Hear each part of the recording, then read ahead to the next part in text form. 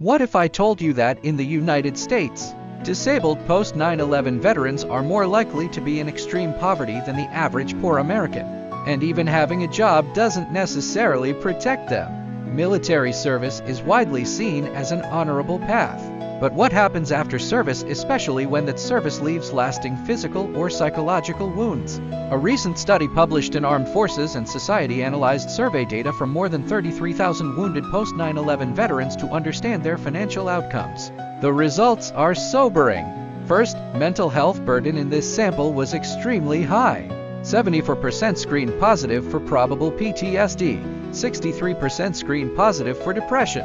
Second, 17% of households were living below the official federal poverty line. But here's the more alarming part. Among those in poverty, 75% were in what researchers call deep poverty, meaning their household income was less than half of the federal poverty threshold.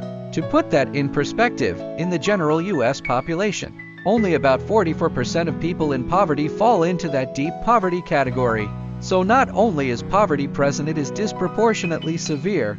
Now here's where the study challenges common assumptions.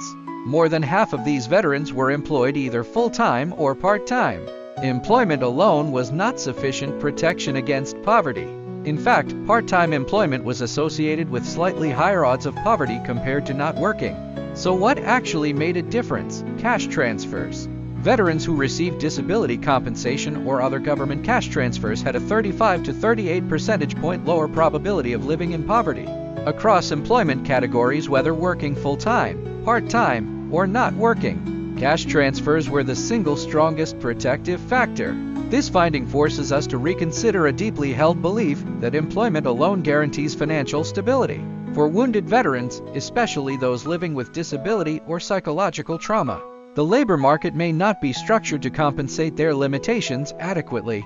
And perhaps this is the most important takeaway. For those who are working hard, doing everything society tells them to do to escape poverty, and still struggling, this research suggests something powerful. It may not be a failure of effort.